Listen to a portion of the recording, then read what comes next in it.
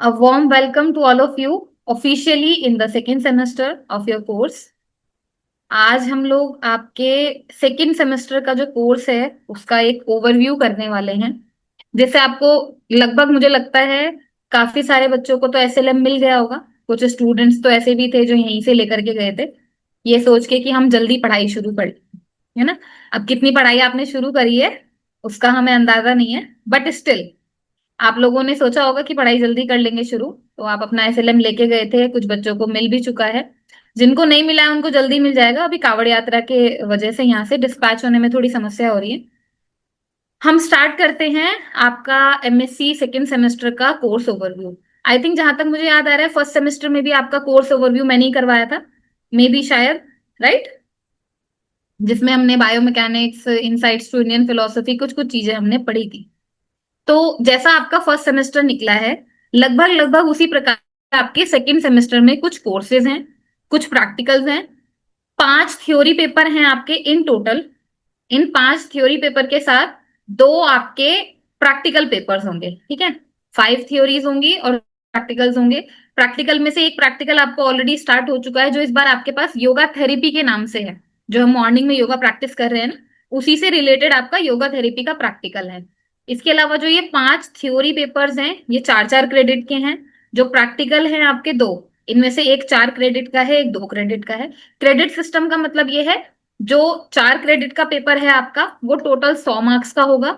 जो आपका 2 क्रेडिट का है वो टोटल 50 मार्क्स का होगा। तो जब हम इंटरनल और एक्सटर्नल में डिवाइड करते हैं, जो आप इंटरनल एग्जाम देते हो और फाइनल एग्जाम देते हो, 4 क्रेडिट वाला पेपर आपका 25 75 में डिवाइड होगा, 25 75 में डिवाइड होगा। और जो 2 क्रेडिट वाला पेपर है आपका वो 35 और 15 में डिवाइड होगा, जैसे कि पिछली बार भी हुआ, क्योंकि आप लोगों ने अपनी मार्कशीट शायद देख ली होगी, तो उसमें भी आपको ये सेग्रीगेशन मिल जाएगा। तो कुल मिला के जो 5 थ्योरी पेपर आपको पढ़ने हैं, उनमें सबसे पहला थ्योरी पेपर इस बार आपके पास होगा पतंजलि योग दर्शन, योग उपनिषद एवं principal Upanishad and principal Upanishad, okay. तो ये जो पतंजल योग दर्शन है, लगभग लगभग मुझे लगता है योग के फील्ड में जब हम आते हैं तो ये नाम हम कभी ना कभी फाउंडेशन ऑफ योग में, या चलते फिरते योग चित्तवृत्ति निरोधा के रूप में, या तदादृष्टु स्वरूप अवस्थानम अथ योगानुशासनम, इस तरह के सूत्रों के साथ हम महर्षि पतंजलि का नाम सुन ही लेते हैं किसी न किसी टीचर के मुंह से। तो ये जो पतंजल योग दर्शन है, या पतंजलि महर्षि पतंजलि द्वारा कृत पातंजल योग दर्शन, इसके साथ योग के उपनिषद और जो मुख्य उपनिषद हैं वो आपको पहले सिलेबस में पढ़ने हैं। और क्योंकि 3 चीजें हैं तो इनका सेग्रीगेशन भी ऐसे ही होगा। फर्स्ट ब्लॉक में आपका पूरा का पूरा पातंजल योग दर्शन आपको पढ़ने के लिए मिलेगा, या फिर ये कहें कि आपको पढ़ना पड़ेगा। सेकेंड ब्लॉक में आपको प्रिंसिपल उपनिषदों के विषय में पढ़ना होगा। प्रिंसिपल का मतलब मुख्य उपनिषद। वैसे तो 108 के आसपास हमारे मुख्य उपनिषद है, जिनमें से अगर मेनली देखा जाए तो 11 उपनिषद मुख्य आते हैं। ईश, केन, कट, प्रश्न, मुंडक, मांडुक्य, इस तरीके से नाम आएंगे। तो उनको डिवाइड करके 4 यूनिट में आपको पढ़ना है, ठीक है। सबसे पहले यूनिट में आप इंट्रोडक्शन पढ़ेंगे, उपनिषद होते क्या हैं, उपनिषद का अर्थ क्या है, क्यों उपनिषदों को पढ़ना आज के परिप्रेक्ष्य में आवश्यक है, why it is important to understand the meaning of word itself. उसके बाद जो 10 उपनिषद मुख्य हैं, 11 उपनिषद मुख्य हैं, ईश, केन, कठ, प्रश्न, मुंडक, मांडुक्य, इनमें से आपको ईश केन सेकेंड यूनिट में, कठ और प्रश्न उपनिषद थर्ड यूनिट में, मुंडक और मांडुक्य उपनिषद आपको फोर्थ यूनिट में पढ़ने के लिए मिलेंगे। 6, मतलब जो टोटल 10 11 हैं उनमें से केवल 6 आपको इसमें पढ़ने हैं। योग उपनिषदों में भी आपके 10 से 12 मुख्य उपनिषद आते हैं। योग उपनिषद और मुख्य उपनिषदों में क्या अंतर है, जब आप हठ योग की बात करते हैं ना, तो हठ योग की जो प्रैक्टिसेस है हमारी, जैसे कि षट कर्म है, या आसनों का अभ्यास हठ योग के अंदर किया जाता है, कुंडलिनी शक्ति की बात हठ योग के अंदर आती है। योग के उपनिषदों में भी लगभग लगभग वही सारी टीचिंग्स होती हैं, जिसमें कि कुंडलिनी उपनिषद, श्वेता शतर उपनिषद, योग चूड़ामणि उपनिषद, इस तरह के काफी सारे कॉन्सेप्ट आएंगे। तो ये आपको 3 यूनिट्स में डिवाइड किया गया है ब्लॉक 3 को। श्वेता शतर उपनिषद, चूड़ामणि उपनिषद पहले यूनिट का कंसेप्ट होगा। कुंडलिनी और राजयोग उपनिषद सेकेंड यूनिट में आप पढ़ेंगे, और नाद बिंदु उपनिषद, ध्यान बिंदु उपनिषद आप थर्ड यूनिट के अंदर पढ़ेंगे। इसी तरीके से जो फोर्थ ब्लॉक है आपका, वो एक तरह से समराइजेशन है कि जितना भी आपने पातंजल योग दर्शन, प्रिंसिपल उपनिषद या मुख्य उपनिषदों को पढ़ा, अगर आप कंपैरेटिवली देखें तो कुछ कॉन्सेप्ट तीनों में आएंगे, कुछ ऐसा है एक में है एक में नहीं है। अब यदि हम ध्यान की बात करें, ध्यान की प्रक्रिया पातंजलि योग दर्शन में भी बताई गई है। ध्यान का जो प्रोसेस है वो उपनिषदों में भी चर्चित है और योग उपनिषदों में भी उसकी चर्चा मिलती है। तो जो ऐसे कॉन्सेप्ट है तीनों में इक्वली प्रेजेंट हैं या तीनों में से किसी एक में है एक में नहीं है, लेकिन योग की दृष्टि से मुख्य हैं, वो आपको कंपैरेटिव स्टडी के रूप में फर्स्ट यूनिट फोर्थ ब्लॉक में पढ़ने होंगे। उसके बाद कुछ योग की प्रैक्टिसेस ऐसी हैं, जैसे मैंने अभी थोड़ा सा डिस्कशन किया कि योग उपनिषदों में कुंडलिनी की चर्चा आती है। कुंडलिनी की चर्चा प्रिंसिपल उपनिषदों में सामान्यतः देखने के लिए नहीं मिलती है और पातंजलि योग दर्शन में भी देखने के लिए नहीं मिलती है एज डायरेक्ट। लेकिन इस कुंडलिनी का हठ योग में बहुत इंपॉर्टेंट रोल बताया गया है। तो इस कुंडलिनी को किस प्रकार से कनेक्ट किया जा सकता है मेडिटेशन के, ब्रेथ कंट्रोल के या ओम चैंटिंग के साथ, वो सारी प्रैक्टिसेस जो कुंडलिनी जागरण के लिए उपयोगी हैं, यूनिट 2 का पार्ट रहेंगी। यूनिट 3 में आप इनका साइंटिफिक पर्सपेक्टिव देखेंगे कि मेडिटेशन जब हम करते हैं किस तरीके से न्यूरो साइंटिफिकली वो हमारे ब्रेन के अंदर न्यूरॉन का स्ट्रक्चर चेंज करता है, डोर्सल नेटवर्क मोड्स को चेंज करता है, और कैसे हमारी न्यूरोनल नेटवर्किंग स्ट्रांग होती है when we go into the meditative states. Lastly, contemporary relevance की आज की प्रैक्टिकल एप्लीकेशन क्या है इन सारी चीजों को पढ़ने की। अगर आप पातंजलि योग दर्शन पढ़ते हैं, योग उपनिषद पढ़ते हैं, मुख्य उपनिषद पढ़ते हैं, इन तीनों का कंटेम्परेरी रिलेवेंस क्या है आज के मॉडर्न लाइफ एरा में, वो आपको लास्ट में एप्लीकेशन और रिलेवेंस वाले ब्लॉक में मिलेगा पढ़ने के लिए। अब सबसे स्टार्टिंग में अगर हम आ जाएं, पातंजलि योग दर्शन, ये बुक अपने आप में 4 चैप्टर्स में डिवाइडेड है। पहला चैप्टर है समाधिपाद, दूसरा है साधनपाद, तीसरा है विभूतिपाद और चौथा है कैवल्यपाद। उसी स्ट्रक्चर को फॉलो करते हुए आपका जो यूनिट 1 है उसमें इंट्रोडक्शन होगा पातंजलि योग सूत्र का, योग की परिभाषा, योग का जो बैकग्राउंड है, हिस्टोरिकल बैकग्राउंड, स्ट्रक्चर क्या है, चित्त क्या है, वृत्ति क्या है, मतलब मोटा मोटा जो पहले चैप्टर में महर्षि पतंजलि ने बताया है वही लगभग आपको सारा यूनिट 1 में पढ़ने के लिए मिलेगा, जो इसका मेन कॉन्सेप्ट रहेगा। यूनिट 2 के अंदर साधन पाद के कॉन्सेप्ट्स आएंगे। अब इसको समझना थोड़ा सा आसान भी है क्योंकि पातंजलि योग दर्शन बहुत स्ट्रक्चर्ड टेक्स्ट है हमारे योग का ना। क्यों स्ट्रक्चर्ड मैं बोल रही हूँ, क्योंकि अगर आपको किसी लक्ष्य को दिखा दिया जाए पहले कि आपको यहां तक पहुंचना है, तो आप सोचोगे उसका रास्ता क्या हो सकता है, रास्ता बताओगे, रास्ते पे चलना शुरू करोगे, तो फिर आप लक्ष्य तक पहुंचोगे। सेम वही पैटर्न को महर्षि पतंजलि ने फॉलो किया पातंजलि योग दर्शन को बनाने के लिए। सबसे पहला जो पाद यानी कि सबसे पहला जो चैप्टर बनाया गया जिसका नाम है समाधि पाद। समाधि का अर्थ है अंतिम उद्देश्य, है ना, जो कि हम लोग कहीं ना कहीं सुना भी है, कहीं ना कहीं इसके बारे में पढ़ा भी है कि समाधि कुछ तो है योग में। तो ये समाधि क्या है, समाधि किसकी लगती है, मन की, शरीर की, चित्त की या आत्मा की, किसकी लगती है, समाधि के लक्षण क्या हैं, वो सारी चीजें सबसे पहले डिस्कस कर ली महर्षि पतंजलि ने। उसके बाद जब लक्ष्य सामने क्लियर हो गया कि इतनी तरह की समाधि होती है, ऐसे ऐसे लग सकती है, क्या क्या रास्ते हैं, उन रास्तों के लिए जो साधन है यानी कि जो टूल्स एंड टेक्निक्स हैं वो सारी आपकी साधन पाद में बताई गई। जैसे कि क्रिया योग का जिक्र आपका साधन पाद में आया, अष्टांग योग का जिक्र आपका साधन पाद में आया, अंतरंग योग बहिरंग योग का सेग्रीगेशन आपका साधन पाद में आया। ईश्वर प्रणिधान एक इंपॉर्टेंट कॉन्सेप्ट है जिसमें कहा गया है ईश्वर प्रणिधानात समाधिर सिद्धि ही, यानी कि अगर आप ईश्वर प्रणिधान का अभ्यास करते हैं और ईश्वर प्रणिधान को प्रतिष्ठित कर लेते हैं तो समाधि की सिद्धि आपको डायरेक्ट मिल जाती है। जो ईश्वर प्रणिधान है ये सेकंड स्टेप का लास्ट कंपोनेंट है। यम नियम में से 5वां नियम आपका ईश्वर प्रणिधान है, और यम नियम आसन प्राणायाम प्रत्याहार धारणा ध्यान तक पहुंच के तब समाधि लगती है। लेकिन उसमें नियम का सेकंड वाले का जो लास्ट कंपोनेंट है ईश्वर प्रणिधान, यदि आपने केवल उसको सिद्ध कर लिया तो बाकी सारे स्टेप को बाईपास करके आप डायरेक्टली समाधि अचीव कर सकते हैं। ऐसा ईश्वर प्रणिधान का बखान किया गया है पातंजलि योग दर्शन में। इसके पश्चात थर्ड यूनिट में विभूति पाद आता है। विभूति का अर्थ होता है सिद्धियां। जैसे सिद्धियों को समझने के लिए हम एक बहुत कॉमन सा कॉन्सेप्ट अपने जो पुराणों से, अपनी जो परंपरा है उससे समझ सकते हैं। हनुमान जी को हम सभी जानते हैं। हनुमान जी की जो स्तुति आती है उसमें कहा जाता है अष्ट सिद्धि और नवनिधि के दाता। तो ये अष्ट सिद्धियां जो हैं, अणिमा महिमा लघिमा गरिमा प्राप्ति प्राकाम्य ईशित्व वशित्व, ये 8 की 8 सिद्धियां हनुमान जी के पास थी। अणिमा महिमा, अणिमा मतलब वो अणु जैसे छोटे हो सकते थे, महिमा मतलब बहुत बड़े हो सकते थे, लघिमा और गरिमा, लघिमा मतलब लघु यानी हल्का, वो हवा में उड़ सके इतने हल्के हो सकते थे, और गरिमा मतलब इतने भारी हो जाएं कि उनको हिला भी ना पाए कोई, है ना।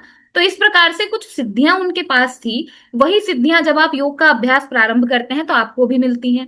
किंतु विभूतिपाद में इन सिद्धियों को पाने के लिए पहले एक कॉन्सेप्ट बताया गया संयम का, कि संयम क्या है। जब आप किसी पर्टिकुलर चीज पे संयम करोगे तो उसके रिजल्ट के रूप में आपको समाधि मिलेगी।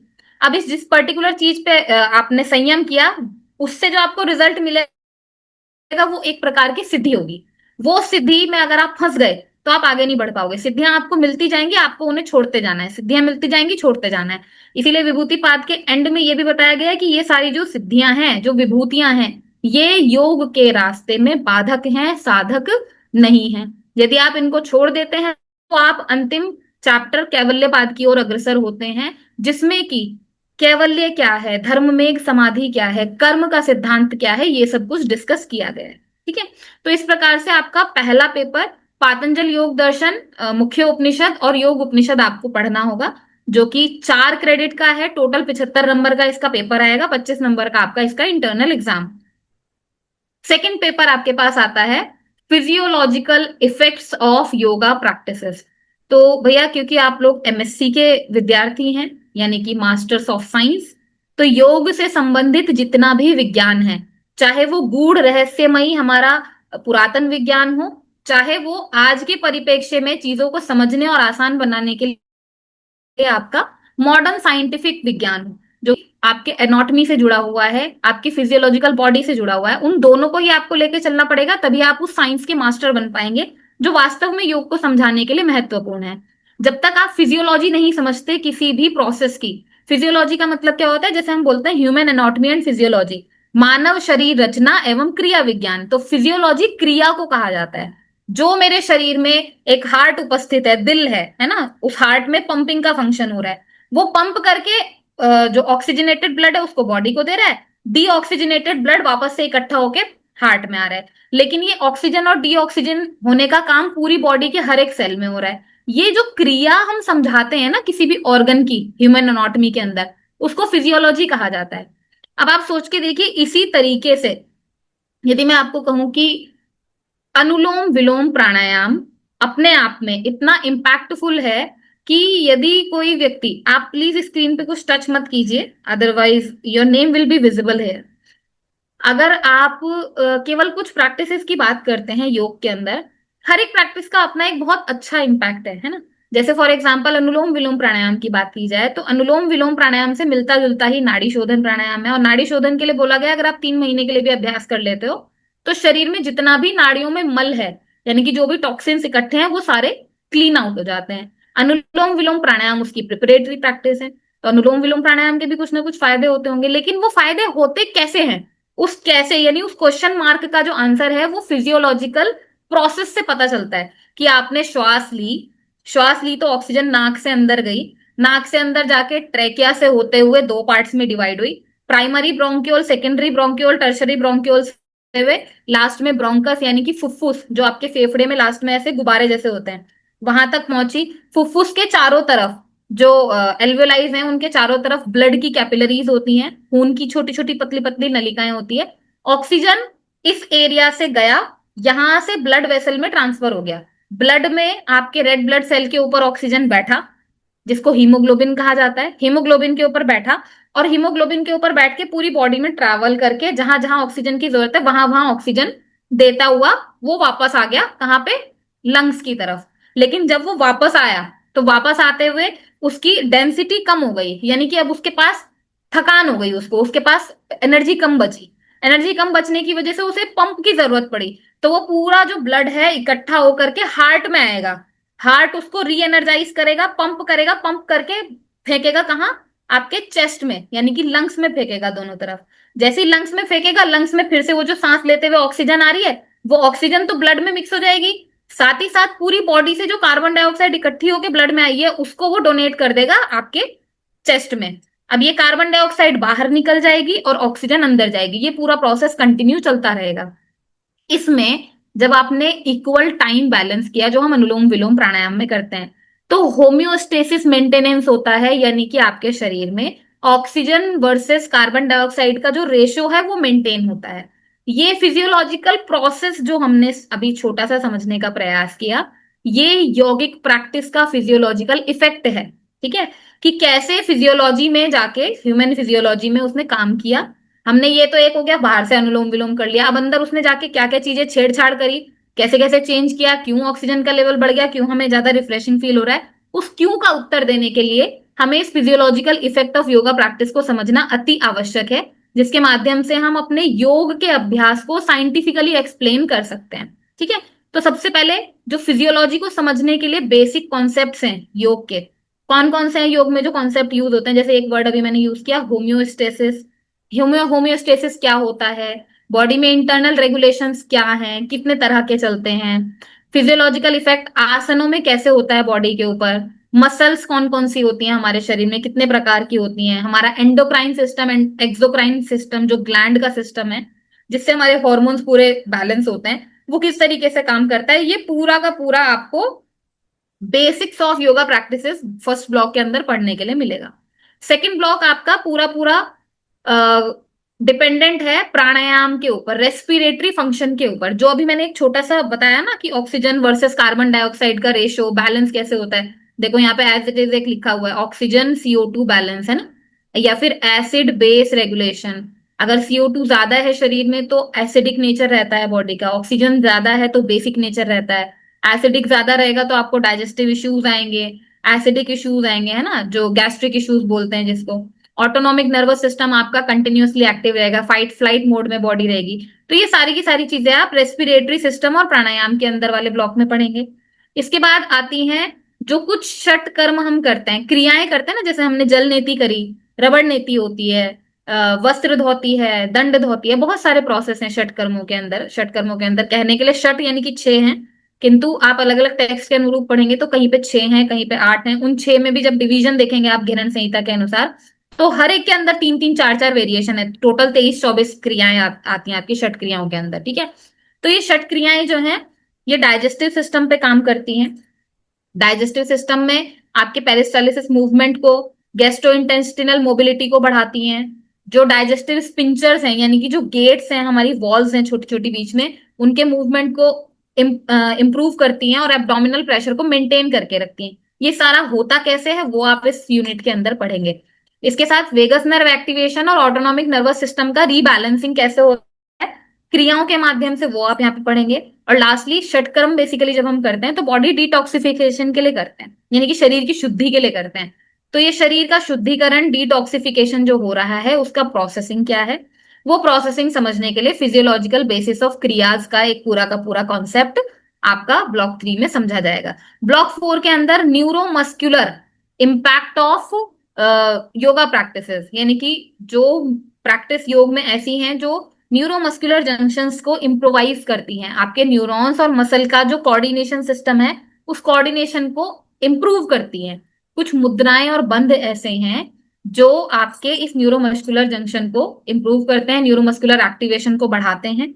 जैसे कि फॉर एग्जाम्पल उड्डयन बंध, या फिर नौली क्रिया हम करते हैं, पेट को ऐसे ऐसे ऐसे घुमाते हैं पानी की तरह। वो घुमाने के लिए आपने दिमाग से एक सिग्नल जनरेट किया कि भैया पेट की मसल्स को चलाओ, लेकिन अभी पेट की मसल्स इतनी केपेबल नहीं है कि वो फ्लुएंटली घूम पाए।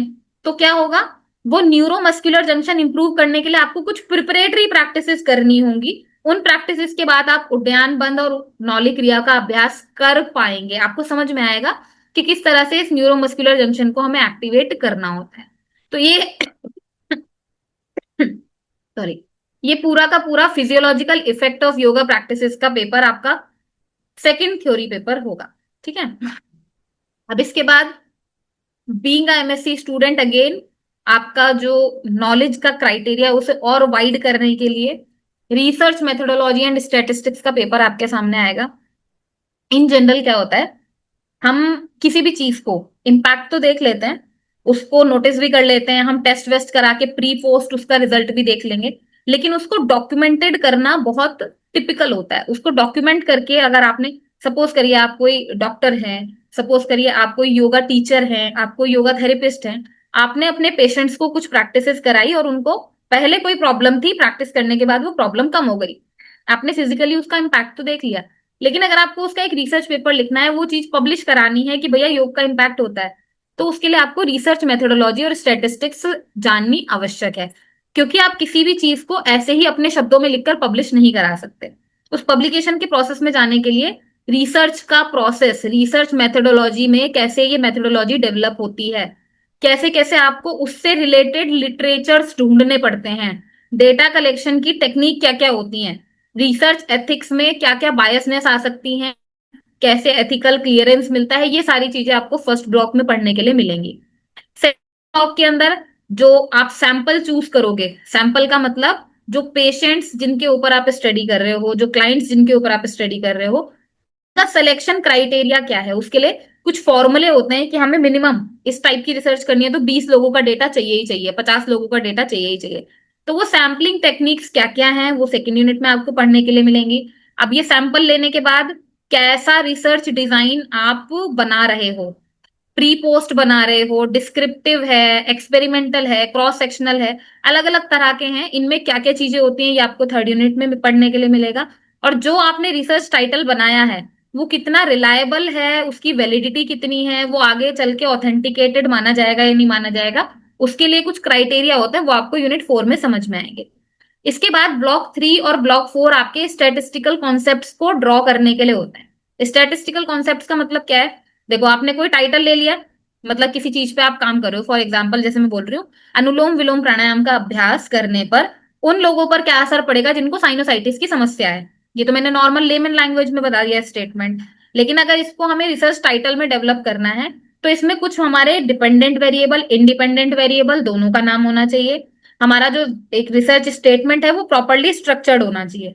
लिटरेचर रिव्यू करने के लिए हमें latest research papers, books, publications ये सब डालने होंगे, जिसमें हम ये बता पाएंगे कि भैया अनुलोम विलोम प्राणायाम की प्रैक्टिस के ऊपर काम तो बहुत हुआ है, लेकिन लोगों ने उसका इम्पैक्ट साइनोसाइटिस में नहीं देखा आज तक, जिसकी वजह से हमें ये गैप मिला पढ़ते पढ़ते कि रिसर्च पे काम तो बहुत हो रहा है, अनुलोम विलोम पे भी लोग बहुत काम कर रहे हैं, लेकिन पर्टिकुलर उसका इम्पैक्ट किस डिजीज पे है वो भी मैटर करता है। हमें एक डिजीज पे काम नहीं मिला तो उस डिजीज पे हम काम करना चाह रहे हैं, वो हमारा गैप हो गया। उस गैप को हाईलाइट करते हुए हमने अपना रिसर्च स्टेटमेंट बना दिया। फिर हमने डेटा कलेक्शन कर लिया। अब ये डेटा जो कलेक्शन किया ये तो नंबर्स में होगा, न्यूमेरिकल्स में होगा। उन नंबर्स में मान लो मैंने 20 बच्चे लिए, 10 को मैंने एक ग्रुप में रखा, 10 को एक ग्रुप में रखा, एक पे मैंने एक्सपेरिमेंट किया, एक पे एक्सपेरिमेंट नहीं किया। इन 10 का भी डेटा लिया, इन 10 का भी डेटा लिया, प्रैक्टिस कराने से पहले दोनों का और प्रैक्टिस कराने के बाद दोनों का। तो मेरे पास तो कितने, 40 और 40, 80 तो मेरे पास डेटा ही हो गए। अब इन डेटा का मैं रिजल्ट कैसे निकालूंगी, शब्दों में कैसे लिखूंगी, उसके लिए मुझे स्टैटिस्टिकल टूल्स की जरूरत पड़ेगी। तो यहाँ पर आपको स्टैटिक्स का इंट्रोडक्शन, ग्राफ डिस्ट्रीब्यूशन मतलब उसको चार्ट के फॉर्म में हम कैसे बनाएंगे, सेंट्रल टेंडेंसीज जो हमने कभी 7वीं 8वीं में पढ़ा होगा, मीन मोड मीडियन जिसको हिंदी में माध्यक माध्यिका करके शब्द के नाम से जाना जाता है ना, या हाइपोथेसिस कैसे जनरेट की जाती है, ये सारे स्टैटिक्स के कॉन्सेप्ट्स हैं जो हमें थर्ड ब्लॉक में पढ़ने के लिए मिलेंगे।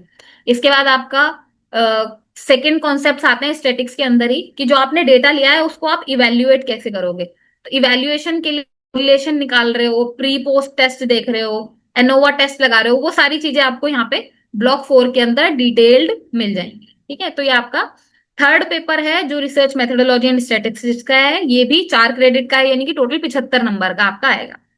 इसके बाद भैया आपका आ जाता है थेरेपेटिक योगा।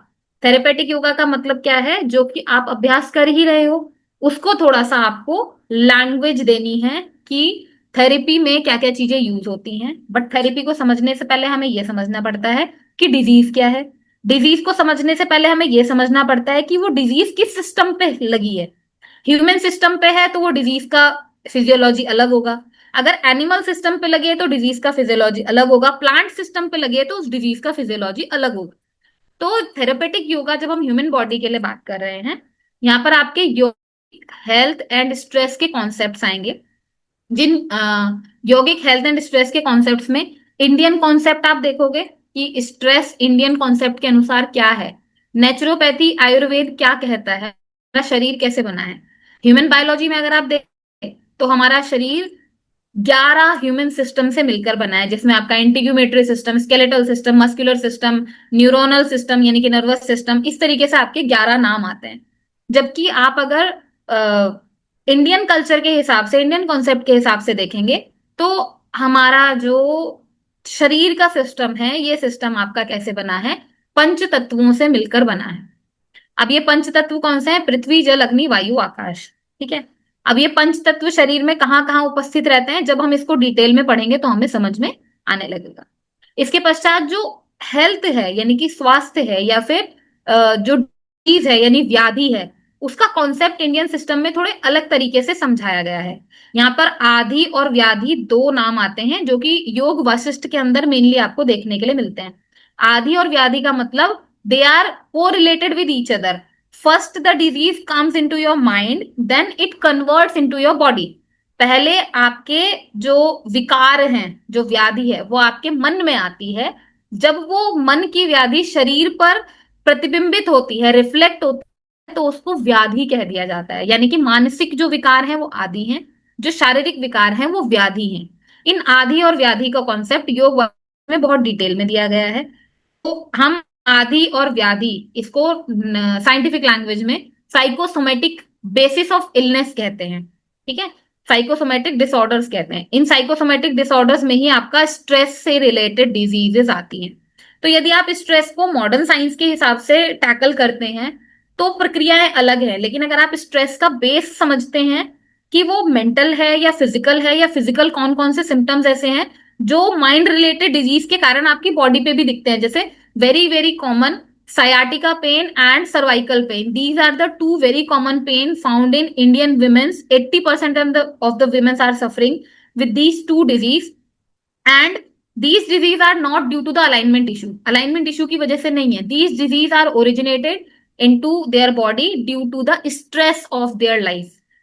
जिस स्ट्रेस से वो इतने सालों से गुजर रहे हैं, जिस सप्रेशन से वो इतने सालों से गुजर रहे हैं, उस सप्रेशन की वजह से उनकी इंटरनल बॉडी एक साइड पे बॉडी वेट शिफ्ट कर देती है, and that is why they get weakness on another side, they get stiffness on another side. उस स्टिफनेस और वीकनेस की वजह से उनको वो नर्व पिंचिंग और पेन कंटिन्यूअसली रहता है। And if they talk about their disease, if they start healing themselves internally, that pain can go without even doing any yoga practice, without even doing any rehabilitation physical practice।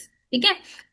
इसके साथ ही preventive health care की बात आएगी। Preventive health care का मतलब यह है, यदि आप ऑलरेडी स्वस्थ हैं तो स्वस्थ कैसे खुद को बनाए रख सकते हैं। जरूरी तो नहीं है हमें बीमार होना है तभी योग करना है। बचपन से अगर हम किसी बच्चे को योग करवा रहे हैं, वो बीमार ही नहीं होगा तो अच्छी बात है। तो प्रिवेंटिव हेल्थ केयर के लिए कौन कौन सी प्रैक्टिस योग की करानी चाहिए, वो सारी यहाँ पे आपको पढ़ने के लिए मिलेंगी, जिनमें आसन, प्राणायाम, षटकर्म, पंच प्राण की धारणा, ये सारी चीजें आपकी आएंगी। इसके बाद थेरेपेटिक एप्लीकेशंस की बात आएगी। योगा के थेरेपेटिक एप्लीकेशंस क्या क्या हैं, लाइफ स्टाइल डिसऑर्डर्स पे कैसे काम करता है, रेस्पिरेटरी सिस्टम पे कैसे काम करता है, कौन कौन सी प्रैक्टिसेस काम करती हैं, mental and psychosomatic anxiety, depression, disease पे योग का क्या प्रभाव होता है, कैसे होता है, या वुमेन एंड गेरियाट्रिक हेल्थ के लिए, यानी प्रेगनेंसी, मेनोपॉज रिलेटेड इश्यूज के लिए कौन कौन सी योगा प्रैक्टिसेस करने चाहिए और करवाने चाहिए, वो सारी डिटेल आपको ब्लॉक 3 में पढ़ने के लिए मिलेगी। इसके बाद ब्लॉक 4 आपका साइंटिफिक एंड क्लिनिकल बेसिस का आएगा, जिसमें आप न्यूरोफिजियोलॉजी, साइकोफिजियोलॉजी या रिसर्च एविडेंसेस, जो क्लिनिकल ट्रायल्स हुए हैं कुछ कुछ योगा प्रैक्टिसेस के ऊपर, उनको पढ़ेंगे। कैसे ये क्लिनिकल ट्रायल्स आप सेट कर सकते हैं, इनके प्रिंसिपल्स क्या हैं, प्लानिंग क्या है, कैसे आप किसी पेशेंट को देखने से पहले या उसको जजमेंट करके उसकी डिजीज से रूबरू कराने से पहले कौन कौन सी चीजें आपको ध्यान रखनी चाहिए बीइंग अ योगा थेरेपिस्ट, ये सारी चीजें आपकी साइंटिफिक और क्लिनिकल बेसिस का पार्ट होती है। ठीक है। इसके बाद आपका फिफ्थ और लास्ट थ्योरी पेपर आता है, mental health and yogic wellbeing. Mental health and yogic wellbeing के अंदर आपके मेंटल हाइजीन, आई थिंक इसका नाम है, मेंटल हाइजीन विद योगा, है ना। तो ब्लॉक 1 में मेंटल हेल्थ को आप समझेंगे कि मेंटल हेल्थ है क्या। ये कॉन्सेप्ट काफी हद तक उस आधी व्याधि से जुड़ा हुआ है जो पीछे आप ऑलरेडी पढ़ चुके होंगे योगा थेरेपी वाले पोर्शन में। ठीक है। तो यहाँ पे मेंटल हाइजीन का मतलब क्या है, मेंटल वेलबींग का मतलब क्या है, डब्ल्यूएचओ के अकॉर्डिंग क्या इसकी डेफिनेशन है, एटसेट्रा, ये सारी चीजें आपको पढ़नी रहेंगी। सेकंड ब्लॉक के अंदर इस मेंटल हाइजीन और मेंटल रिलैक्सेशन के लिए कौन कौन से योग अभ्यास आवश्यक है वो आप पढ़ेंगे, जिसमें कि आपके कुछ आसन मेंटल क्लैरिटी और रिलैक्सेशन के लिए जो आप अभ्यास में भी महसूस कर सकते हैं, जैसे हम शशक आसन करते हैं, बाल आसन करते हैं, जो रिलैक्सिंग पोजिशन है जिनमें हमें बहुत ज्यादा स्ट्रेन नहीं होता, वो आपको मेंटल क्लैरिटी और रिलैक्सेशन देने के लिए इंपॉर्टेंट है। प्राणायाम कौन कौन से हैं जो मेंटल कामनेस की तरफ आपको लेके जाते हैं? नाड़ी शोधन है, उज्जाई, भ्रामरी। कपालभाति नहीं आएगा इसके अंदर, क्योंकि वो क्या करता है, बॉडी को एक्टिवेट करता है, रिलैक्स नहीं करता। ठीक है। मेडिटेशन एंड माइंडफुलनेस कौन कौन से आपको प्रैक्टिस करने चाहिए या करवाने चाहिए? When you are suffering with mental disease and when you want to make your mind clear, when you want to clear out the thought, clear out the burden of thought which are there in your mind. इसके बाद third block के अंदर आपको ethics, safety and yogic counselling की चर्चा करनी होगी, जो कि पीछे आपका योगा थेरेपी वाला पोर्शन एक गया। योगा थेरेपी में ये एथिक्स हमें जानने आवश्यक हैं। सेफ्टीज के कारण हमें पता होने चाहिए, क्योंकि जब तक आपको ये नहीं पता कि बीइंग अ योगा थेरेपिस्ट सामने वाला जो व्यक्ति है वो किस डिजीज से जूझ रहा है, आप उसको किस तरीके से टैकल करेंगे, आपको कौन सी बात उसके सामने बोलनी है, कौन सी नहीं बोलनी है, वो सारी चीजें जब तक खुद नहीं पता, तो संभावना है कि यदि आप किसी एंजाइटी वाले पेशेंट से बात करना शुरू करें और आपके अंदर खुद वो अहिंसा का भाव नहीं है, आपके अंदर खुद वो संतोष का भाव नहीं है, तो हो सकता है आप उसके थॉट्स को और ज्यादा एग्रीवेट कर देंगे और बात करने के बाद वो व्यक्ति और ज्यादा परेशान हो सकता है। तो इसलिए एथिक्स, सेफ्टी और यौगिक काउंसलिंग के कुछ कॉन्सेप्ट हमें समझने आवश्यक हैं, जिससे कि हम खुद भी और जिनको हम थेरेपी कराएंगे उनको भी हम मेंटली हाइजीन और मेंटली रिलैक्स कर सके, मेंटल उनको क्लियर आउट कर सके कि भैया ये चीज है, ये नहीं है, ये ऐसा होना चाहिए, ये ऐसा होना चाहिए। ठीक है। एंड लास्टली फोर्थ ब्लॉक के अंदर applied mental health and yogic life style के बारे में आप पढ़ेंगे, यानी कि पर्टिकुलर डिजीज वाइज, स्ट्रेस है, एंजाइटी है, डिप्रेशन है, तो कैसे रिलैक्स करेंगे, बॉडी कैसे रिस्पॉन्स करती है, रेजिलियंस कैसे बिल्ड होता है, हमारा कॉग्निटिव फंक्शन कैसे काम करता है, कॉग्निटिव फंक्शन को इंप्रूव करने के लिए कौन कौन सी योगा प्रैक्टिसेस हैं, कम्युनिटी वेलनेस के लिए आपको कौन कौन सी प्रैक्टिसेस करनी है, कंटेम्प्रेरी रिसर्च अगर आपको करनी है या इंटीग्रेटिव अप्रोच आपको लेनी है लाइफस्टाइल डिसऑर्डर्स के लिए, तो क्या क्या अभ्यास आप कर सकते हैं।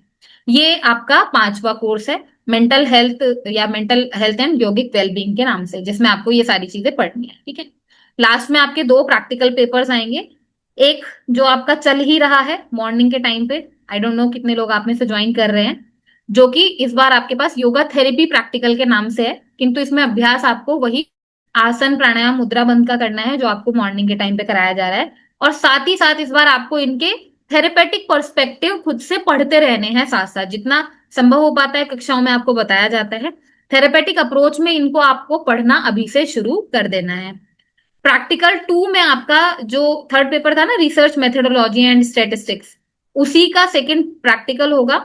और ये प्रैक्टिकल आपका 50 नंबर का है टोटल, 2 क्रेडिट का, क्योंकि ये पेपर है जिसमें आपका एक्सटर्नल 35 मार्क्स का होगा, इंटरनल 15 मार्क्स का होगा।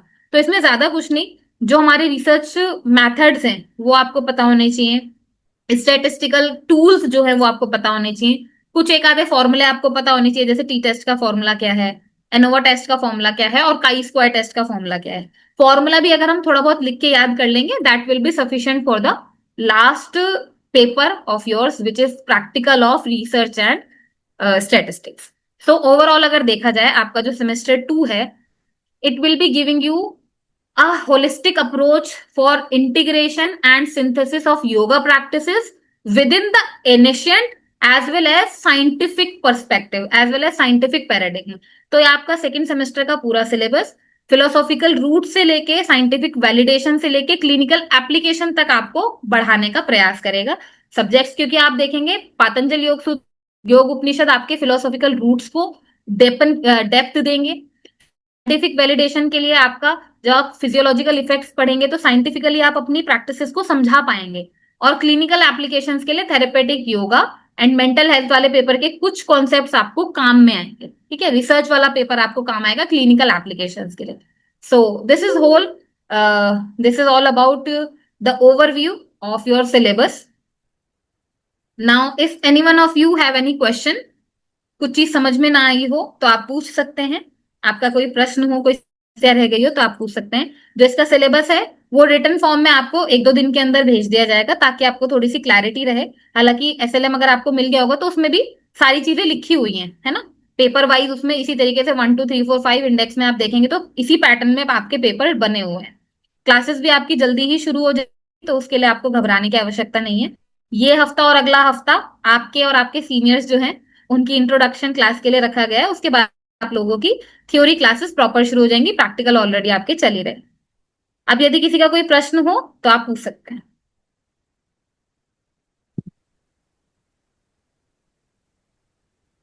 Good evening ma'am. Good evening. Ma'am, हमारे को जो सिलेबस है ना, इसके अंदर ये हम्म। दो सब्जेक्ट्स हैं, एक mental hygiene through yoga and one is yogic and Ayurvedic purification techniques. And ma'am इसमें दोनों में इलेक्टिव लिखा हुआ है, तो हम्म। हमें कौन सा सब्जेक्ट पढ़ना है इन दोनों में से? आपके पास दो, आई थिंक मैंने शायद प्रेजेंटेशन में एक छूट गया है, यौगिक आयुर्वेदिक प्योरिफिकेशन टेक्निक जो हाँ है जी। और मेंटल हाइजीन जो है, ये दोनों में से आपको एक सब्जेक्ट चूज करना है और एक ही पढ़ना है। तो वो इलेक्टिव के लिए आपसे चॉइस मांग ली जाएगी। अभी हो सकता है बाकी चीजों में एडमिनिस्ट्रेटिव डिपार्टमेंट बिजी है, जिसकी वजह से हम आपको मैसेज प्रोसीड नहीं कर पाए। तो ये दोनों papers, mental hygiene through yoga and यौगिक आयुर्वेदिक प्योरिफिकेशन टेक्निक, दोनों आप देख लीजिए। दोनों का सिलेबस भी आपको एज इट इज सेम जो यूनिवर्सिटी की वेबसाइट में पीपीआर में पड़ा हुआ है ना, वही वाला सिलेबस यहाँ पे मैंने हाँ। अभी एक्सप्लोर किया है। जो यौगिक आयुर्वेदिक प्योरिफिकेशन टेक्निक है उसका मोटा मोटा सिलेबस मैं आपको बता देती हूँ। आयुर्वेदिक प्योरिफिकेशन टेक्निक का मतलब वो सारी प्रक्रियाएं जो हम आयुर्वेद के अनुसार उपयोग करते हैं शरीर के शुद्धिकरण के लिए, जिसमें कि हमारे कुछ षटकर्म आते हैं, पंचकर्मा थेरेपी के जो हम कंपोनेंट्स लेते हैं वो आते हैं, अभ्यंग का भाग आता है ना। तो वो सारी टेक्निक्स, जैसे मेंटल हाइजीन में हमने पढ़ा कि षटकर्म कैसे काम कर रहा है, बंध क्रियाएं कैसे काम कर रही हैं, वैसे ही यौगिक आयुर्वेदिक प्योरिफिकेशन टेक्निक में आप ये देखेंगे कि कौन कौन सी यौगिक टेक्निक्स हैं जो बॉडी को प्योरीफाई करने के लिए यूज होती हैं, कौन कौन सी आयुर्वेदिक टेक्निक्स हैं जो बॉडी को प्योरीफाई करने के लिए यूज होती हैं। वो सिलेबस भी ऐसे ही डिजाइन हुआ है। तो उन दोनों सब्जेक्ट्स में से आपको एक चूज करना है, और वही एक आपको इंटरनल एग्जाम देना है, उसी एक का आपको एक्सटर्नल एग्जाम देना है, ठीक है। किसी और का कोई प्रश्न? Thank you ma'am. जी, किसी और का कोई प्रश्न हो तो आप बता सकते हैं।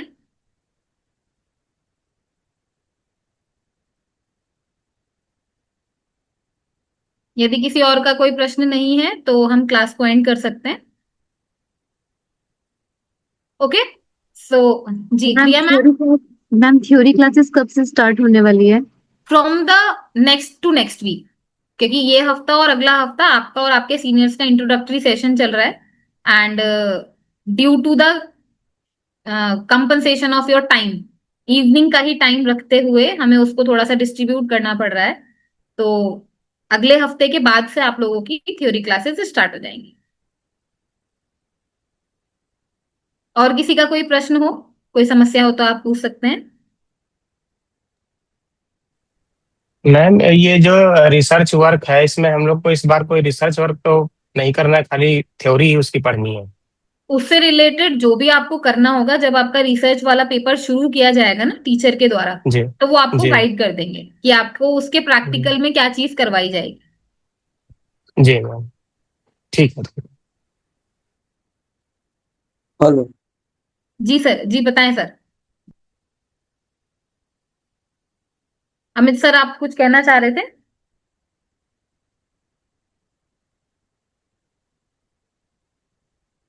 ठीक है। यदि किसी का कोई प्रश्न नहीं है तो हम लोग क्लास को एंड करते हैं। आप सभी लोग अपने एसएलएम से पढ़ाई शुरू कर दीजिए, प्रैक्टिस में कंटिन्यू बने रहिए, and wish you all the best for second semester. I hope first semester में सभी लोगों का रिजल्ट काफी अच्छा रहा है, और सेकेंड सेमेस्टर में आप लोगों का रिजल्ट और अच्छा रहेगा।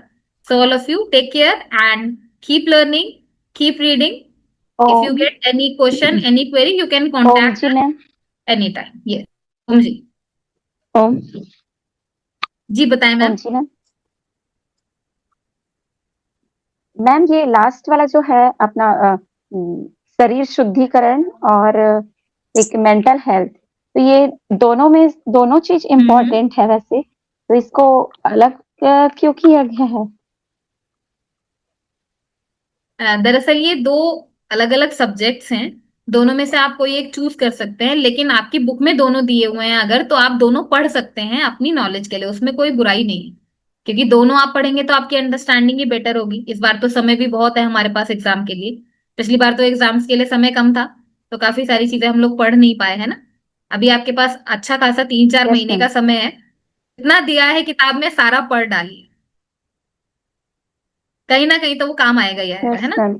ये रिसर्च मेथोडोलॉजी बड़ा टॉपिक है बहुत। हाँ, रिसर्च मेथोडोलॉजी बड़ा है, क्योंकि रिसर्च अपने आप में एक रिसर्च। बड़ा काम है। रिसर्च का मतलब क्या होता है, जैसे अभी तो आप लोग मास्टर्स कर रहे हैं। मास्टर्स करने के बाद हो सकता है आप में से कुछ 4 5 10 लोगों की इच्छा जागृत हो जाए कि हमें पीएचडी करनी है, डॉक्टरेट करनी है। तो उस डॉक्टरेट में जो रिसर्च आपको करनी होती है, वो रिसर्च यहाँ पे आप पहले समझ लेंगे तो आपको वहां पर करने में आसानी होगी। इसलिए वो रिसर्च, जब उसका काम ही इतना बड़ा है कि 4 5 साल, लोगों को 10 10 साल लग जाते हैं पीएचडी करने में, तो उसको समझने तो कम से कम एक सब्जेक्ट तो हमें मास्टर्स में चाहिए, है ना। मैम तो थीसिस हमारा मास्टर्स में भी होगा ना वैसे? होपफुली डेजर्टेशन आपका होना तो चाहिए 4 सेमेस्टर में। अभी I can not say anything confirm कि हो या नहीं होगा, बट इन जनरल रेगुलर वाले स्टूडेंट्स के लिए होता है। ओडीएल के लिए क्या गाइडलाइंस है, we must have to see that, क्योंकि जो डिजर्टेशन है उसके लिए आपको एक गाइडेंस की जरूरत होती है, और गाइडेंस ऑनलाइन माध्यम से इतने सारे बच्चों को दे पाना संभव नहीं होता है। तो आई कैन नॉट कंफर्म कि होगा या नहीं होगा, but we will let you know when you come into the 4th semester. अभी जैसे आपका सेकंड सेमेस्टर का ओवरव्यू हो रहा है, 4th सेमेस्टर के स्टार्टिंग में ओवरव्यू होगा, उसमें आपको सारी चीजें क्लियर हो जाएंगी कि होगा या नहीं।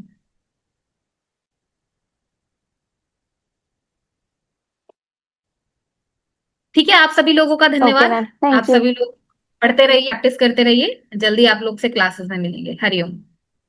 Thank you ma'am. Hariom Hariom. Hari hello.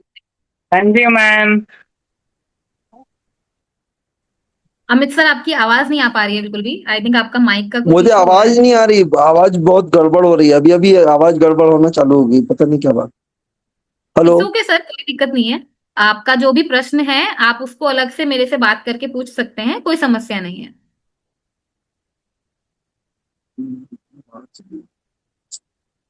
Sir, you can contact me separately, okay, don't panic.